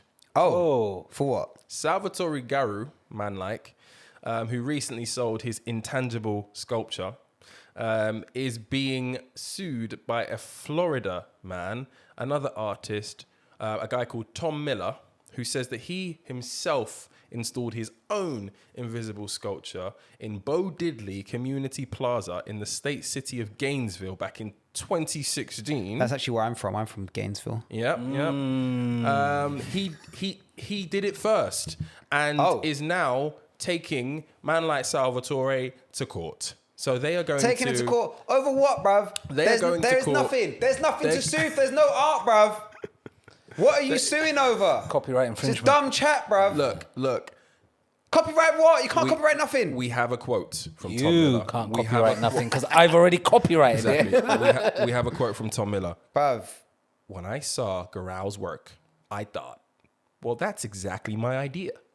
I simply Your want... idea was what, bruv? Your idea was nothing. This is mad chat, bruv. Johnny, you're interrupting me, and I don't like your energy. I simply wanted that attribution, so I contacted him. He dismissed it away, and then I hired an Italian attorney. Oh, right. So yes, I'm going to keep you guys informed because this story just grows This legs. is our first cross episode story. Mileage. We'll be back on this later. But now we have some relationship advice. I think it's Johnny this week is my who turn. took the submission, vetted it, made sure that the person whose life we're about to fuck up Exposed. was happily in support of this. Take it away, Johnny boy. Okay. My girl and I have been dating for about a year and a half now. Okay. It's getting serious. To give a bit more context, she's white, 100% Spanish, Venga. and I am Nigerian British. Hey. I had never met her parents because they live in Spain, and she's not super close to them. Oh, It's a shame the guest race is out of the question on this one. Yeah, sorry. Took the suspense away from it. We went to visit after we were allowed to travel to the holiday home in Portugal. Oh, of course. This is a post-COVID thing, year and a half. Yeah. We went initially for a week, but after Portugal was put back onto the yellow list, I decided to work remotely from Portugal. This is too close to home. It's quite a long way from Big home. up to the guy as well. Nicely working remotely from Yes, Portugal. yes. My girlfriend is on gardening leave, having just changed jobs. Very good. So the plan was to extend for a month. Makes sense. After the first week, however, we had quite a boozy evening going for dinner in town. I know where this is going. We came back from the boozy dinner and decided that we'd had enough and wanted to go to bed. Oh, okay. Slappy sex. Just before we were about to fall asleep, my girlfriend remembered she had left her charger downstairs. She asked me to go and get it. I went downstairs, and as I was approaching the kitchen, I heard her parents speaking. So I'm not sure if they know how much Spanish I can speak, Oh God. but having dated her for a year and a half, I can just about get by in conversation. basically understands the word negro. Fuck. What's going there, isn't it? I heard they were speaking about me, and although her dad was being very positive, her mum said something along the lines of, he seems like a nice boy, but it would be better if he wasn't black. Her dad replied, it doesn't matter. She's not going to marry him. And I don't think they know that I was listening at any point. Oh, shit. Wait. So that's what the dad said. The dad just said, it doesn't matter. She's not going to marry him. I went back upstairs Damn. with the charger and gave it to my girlfriend and fell asleep. I haven't mentioned it to her. I haven't mentioned it to her parents. What's wrong with you? I am now still in Portugal with 3 weeks until we're due to go home. And a whole bunch of hot Portuguese women around you. Anyway. Not only am I not sure about staying here, it's put into question my relationship. I know my girlfriend isn't racist. Yeah, fucking, well, Be careful with that. well, Inshallah. that's Apple and tree and all that. shit. But I'm very worried about her parents. I know she isn't particularly close to her parents, but I'm not sure that she would want to marry me without their say-so. What do I do? Boy, that wedding in Abuja is going to be sticky. Swear down. Sticky. Key ones still. But the one in Spain is going to be fuego. Oh, that one's okay. Where do you go, boys? I'm going to sit back and watch. I knew that's where this story was going to go. Due diligence in these situations is just so critical, man. Like, when you're with someone, potentially going to marry that person, you're marrying their The family. whole family. You're marrying the bro. family. Like, so you need to do the due dils. In this situation, you said they've been together like a year and a half. Yeah. That's still enough time for you to be like, look. Before we carry on, can I just say thank you? Because we asked for the mandem to submit. Yeah. We asked Oh, yeah, that's a good point. We asked for the mandem. Thanks for being vulnerable Thank with you, us. my man, for opening up. Thanks for being vulnerable with that. I didn't even know if you were being serious when you said that. Sorry. I am. I made it But sound now- unserious. I am. when Now I I'm laughed. laughing. It's your This is fault. a safe space. Yeah, it is. It really is. For all of our Anonymous space listeners. as well. Yeah. Yeah. The due diligence is like really tough. It's tough enough. When you're. Is this something either of you have experienced? No, never. No, not at all. I've been lucky enough in the situations where I've been with white women or non-black women. Haven't really had to face that. But you've always gone I've for also- gingers, so it's not like they can be racist. No, exactly. Hence the marginalised community. They've got to be careful with that shit, to be honest, just in general.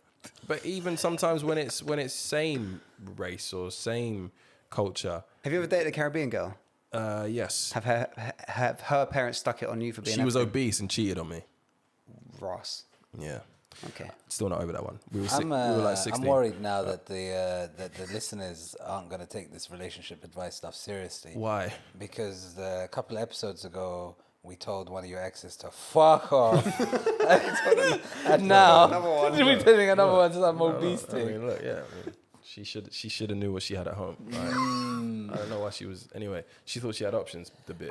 As we learned on Love Island, some people prefer hamburgers to steaks. Do you know mate. what I mean? Do you know what I mean? No, but for real though, the due diligence is very, very important. I feel for you, bro.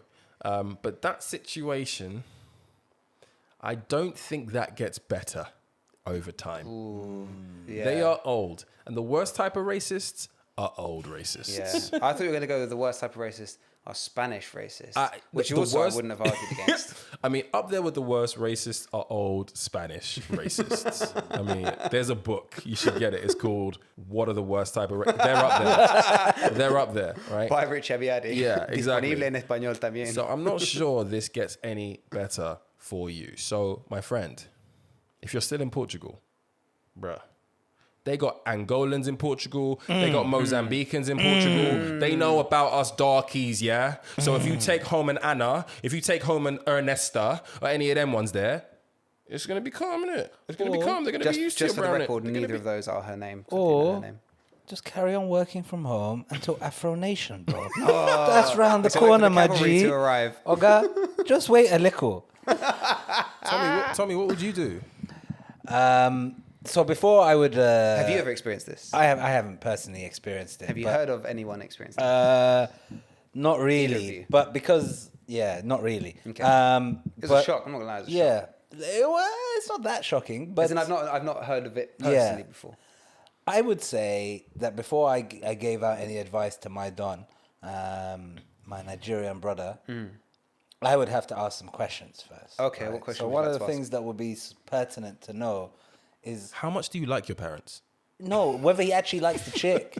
How much does he like the chick, basically, right? Because you mentioned old racists and stuff like that. The beauty of old racists, they die at some point, right? So realistically, the question is, does he love her or does he have love for her? Yeah. Right? Because if he's got love for her, he might as well just dip. It's not worth the aggro, my brother. Just carry on working from home on that beach. Come August, Afro Nation, you'll be fine, right? Oh, it's been cancelled though. Yeah. Very good. So that's my advice to him if he's got love for her. Okay. If he actually loves her though, right, and he's like, yeah, she's so perfect, like everything, Fine, stroking the mustache. all that kind of and he gives the advice. mustache, You know what I mean? yeah. If that's how he feels, that she ticks bare boxes and he's bare happy with her, rah rah rah, then realistically, bond the parents. They don't live in the same country. They live in Spain. You man live in England or whatever. Fuck it. Like, if he's like really loved up or whatever, a year in, and he's like, yeah, oh, you know, she's not racist as he said or whatever, and I want to build my life with this chick. If that's the kind of gas he's on, then I think this parenting isn't a huge deal. And he probably could also, if he's also on this thing for the long term with this chick, then he should also probably bring it up, be like, oh yeah, you know, the other day, rah, rah, rah. And it'll be also interesting to see her take on it, right? Yeah. The way she reacts, like if but she's does she G-check her horrified, parents? she could also be, she doesn't even have to G-check them. She could be like, oh yeah, you know, my mum's always been a bit like that. And like, just drop facts. Or you can wait for breakfast the next morning, and then while they're doing a little kiki in Spanish, he could just pop up with a few two like Spanish sentences. But they didn't know he was with there, with a bit of reverse racism. Yeah. And then just like go back to eating his. I like your idea. His toast. Gringos de mierda, ¿por qué estás siempre hablando mierda? And then he's like, pass me the butter. I like your idea, but the only addition that I'd make is that he'd do it in Yoruba. Yes. Do you know what I mean? Just sit on that table loud, bro. To be fair, I'm not trying to loud support with it. or Spanish Igbo or with Hausa, a but Spanish with a Yoruba accent would be quite funny. No, not even Spanish. can In you- Yoruba, Can you try, please? Just drop two words, white and things like this. Yeah. No. Oh yeah, come now. Say, hola, me gusta fútbol. Hola, amigos. That no, it's two accents that don't work together. No, I couldn't No, do it. but you don't have to do it. You don't have to do Spanish in a Nigerian accent. You're just doing Nigeria. You're doing Yoruba. No. We do want Spanish in the Yoruba No, accent. no, That's too because much. the whole 100% point what I is want. that he's supposed to marginalize them back, bro. He's supposed to sit on that table, make them feel real uncomfortable in his Or just Yoruba start accent. chatting Yoruba. Just yeah, Talking to their daughter. just screwing at that Speaks table. Nigerian now, fam. Yeah, you're right. But what happens when they have like a sweet little kid later on down the line, and then Blanco mum, Blanco dad, call him like a little negro mulatto? They What can happens call him then? whatever he wants. What happens He's then? the dad's gonna Negrito, call him that's what Luis Kelechi, Suarez said. despite them. Negrito. It's actually not racist, but we're not going to get into that argument. Yeah, that's what Luis Suarez said, buddy.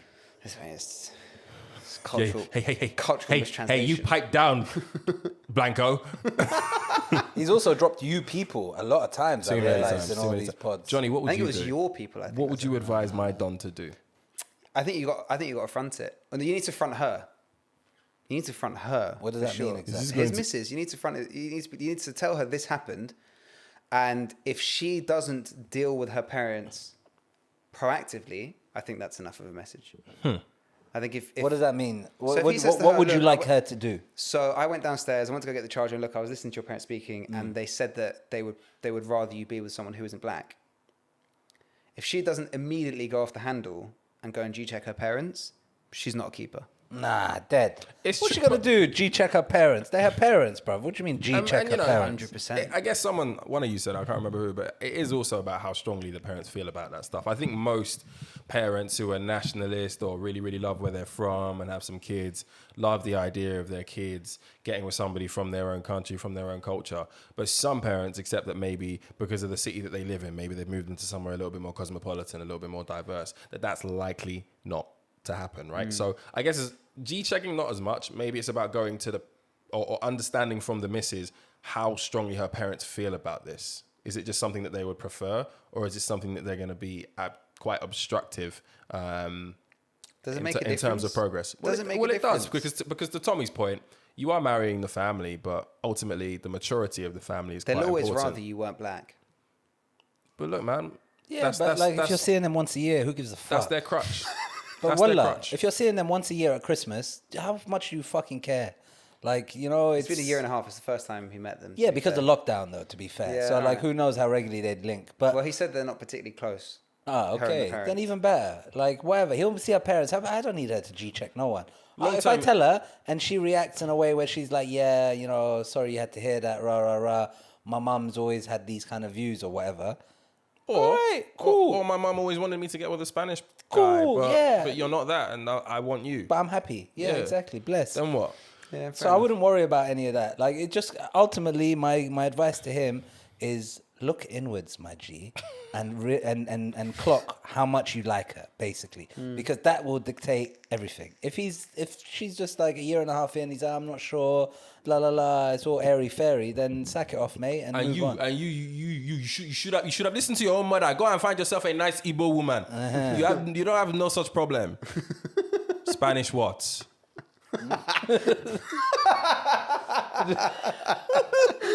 I just- She's Spanish.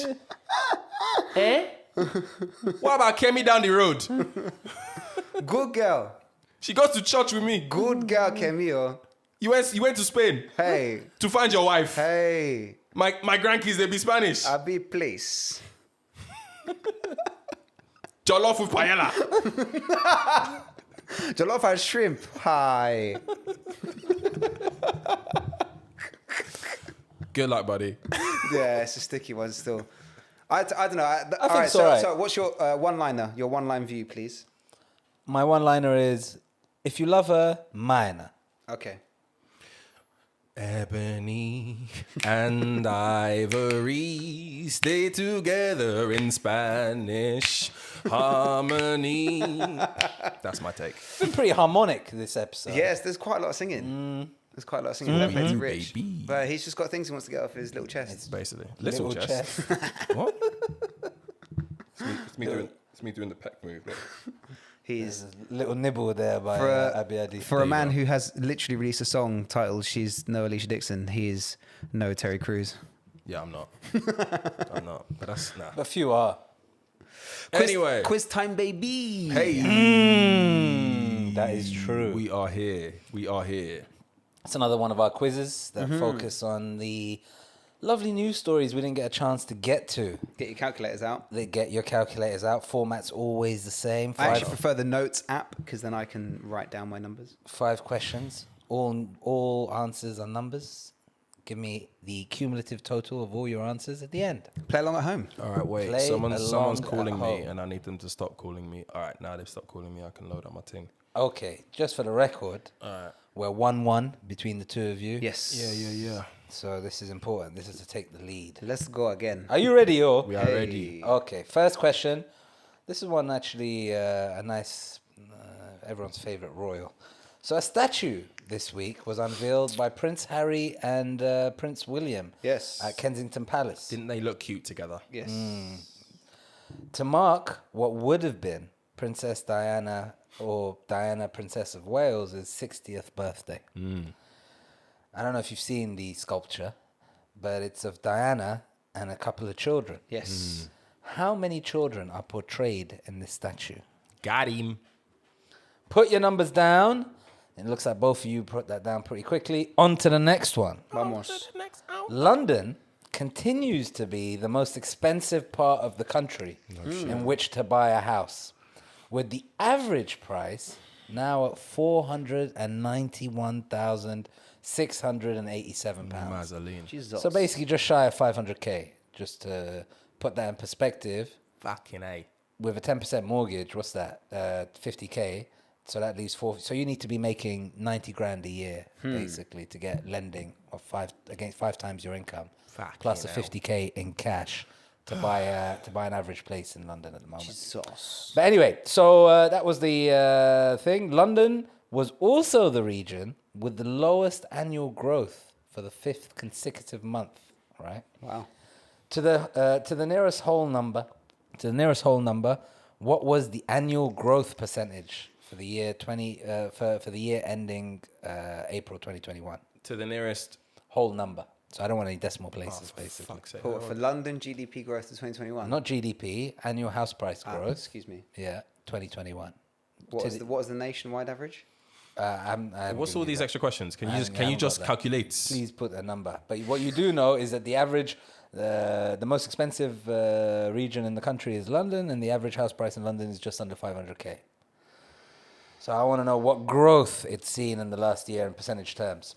Okay. I'll give you the answers to the other regions in the answers. Thank you very much. All right. Question number 3. As we touched on the last pod, Love Island has returned to our screens on Monday. Can I just say the most clapped season of all time? It's dead. So far, it's a little, Anyway, bring back to Shannon. the nearest million. Free Shannon. Yeah. No, ban Shannon. I like the way she went. No, I don't. No. I don't we'll like talk you. about this. I This don't is like the quiz, you for that. but we'll talk about this. In fact, I was so gassed. But anyway, What's wrong with this guy? I feel like that's racist. We'll but talk carry on. about this.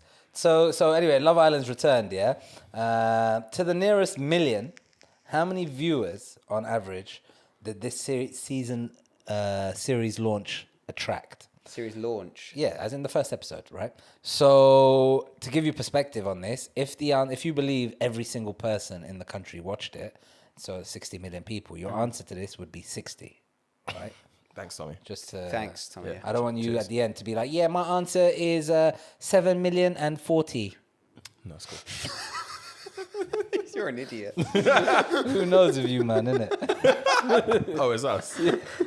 So, all right. Next. You man done, yeah? Let's go So we again. move to international news now. Oh, Johnny's hero, Donald Rumsfeld, died on Tuesday you're a pagan. at the ripe old age of 88. Condolences, bro. This is why I don't believe in karma, innit? There's people living fine out here. Like you man don't have 88. like bro. you man don't have ownership of Colin Powell in the same administration. He's another one. White Dave boy summer. Chappelle gave him No, away absolutely not. in the And racial Condoleezza draft. Rice. Yeah, I he think gave they're both them up. away. I think Yeah, they're both Colin up for the Powell's draft. definitely white in the draft. He's Yeah, he literally- gave them both. And, literally born in Jamaica. and what did he call her? Condoleezza Rice. He gave her, Condoleezza. no. He gave her a funny name in this skit. No, anyway, it doesn't matter. So Donald Rumsfeld died at 88, yeah? A man upon whom I'm sure history is unlikely to be forgiving. He served twice as U.S. Secretary of Defense. How many total years did he serve in this role? Ooh. Got him. All right. On to the next one. This is your 5th and final question. Slightly out of left field, but it's based on some research that I was doing recently. Tremendous. How many cities do you think in the United States has a population of over 1.5 million people? Wow, what a question that is. That's a great question. Just a number there for you, man. However many cities you think there are in the US that have more than 1.5 million people. Put that answer down. Add it to the other 4 numbers that you have. Abby, you're closest to me, so I'll look at your phone for an answer. Okay. Johnny, you can vocalize your answer first. My answer is 42. And you, Mr. Abiadi? 51. So should I just give you the answer, or should we go through the answers so you can see No. We where need to you know are? who wins first. God damn it. And your answer was what, sorry? 51. And yours was 42. 42. So, given that this was... Wait, hold on. I need to add up again. Oh, here Oh, we look fuck. No, at you've this. submitted yeah, 42, your 42, answer. 42, yeah. 42, 42. Right. So given that this was obviously our 20th episode, the answer's 20, ladies and gentlemen. Fuck's sake. Shame. Shame. So, man like Johnny Vivas is 2-1 up. That's right, baby. So here are your answers. That's Here are right, your baby. answers. Yeah, for everyone who wants to know. Prince Harry and Prince William unveiled a statue of Princess Diana with 3 children. Oh, I put 2. So there were 3 was kids. 3? Yeah, there were 3 kids. One of them looked a bit hidden from the angle. Ah. But look it up again. 3 She only little had- ones. She only had 2, though. Yeah, so they weren't meant to They weren't represent her her kids. kids. They were meant to represent... Why?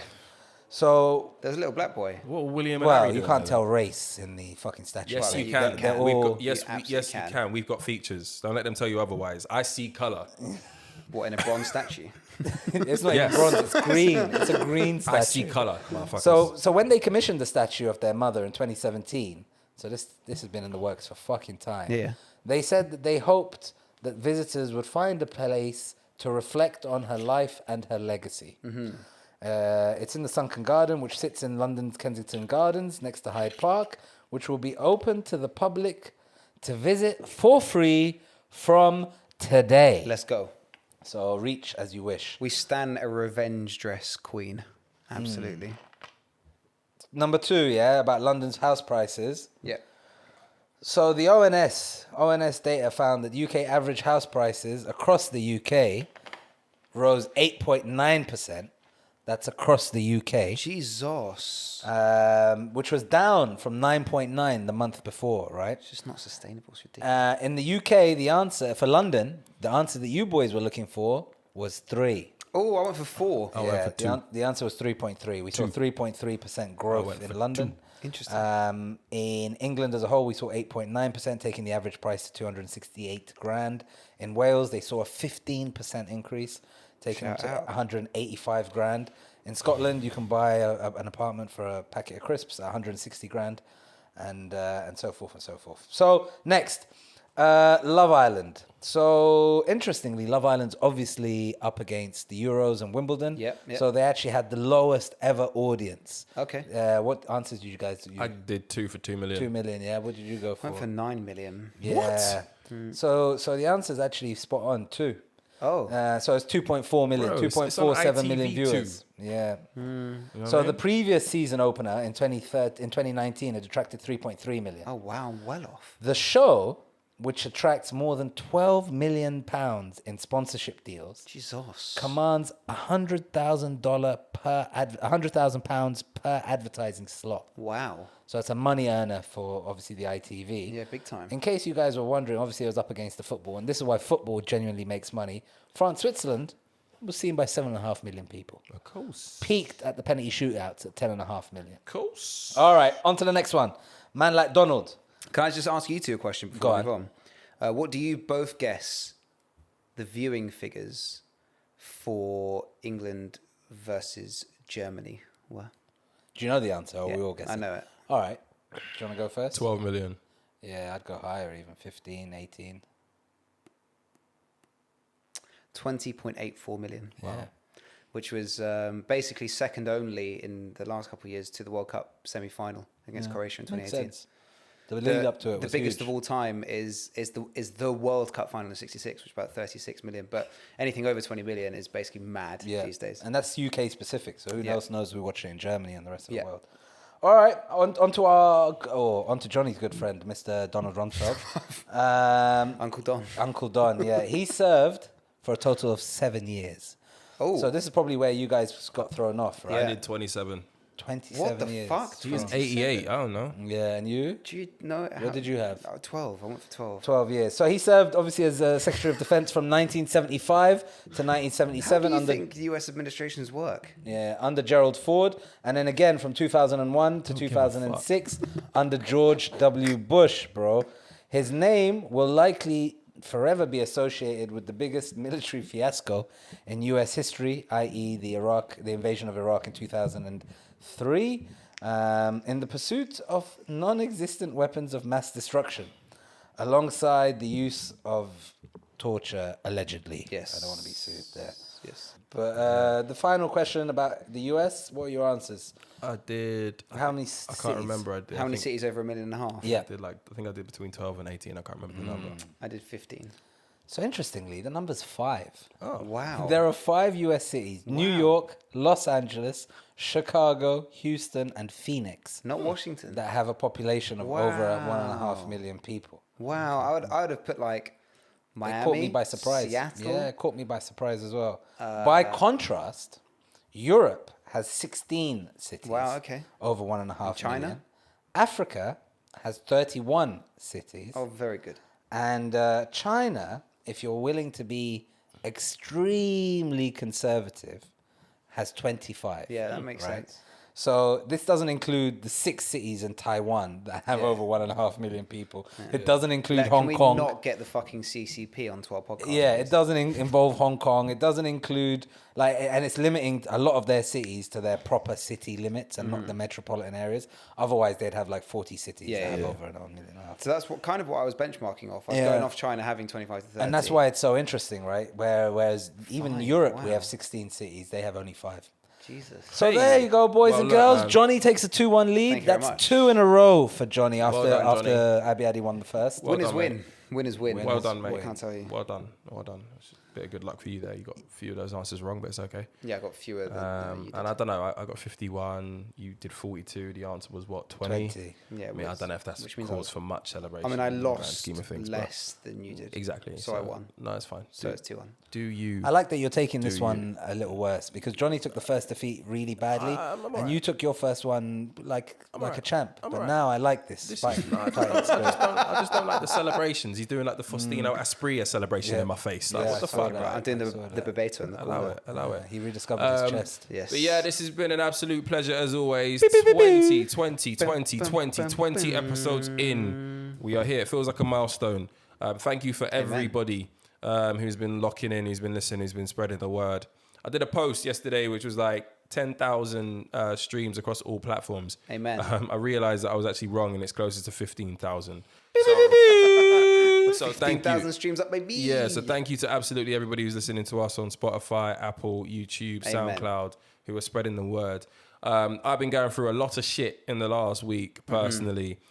So we are actually going to take a slight intermission, little break. So we'll see you in a few weeks' time. Sending all our love to all of our listeners. Amen. We'll speak to you guys soon. Stay blessed, stay well, and if you want, stay vaccinated. Much love. Love y'all.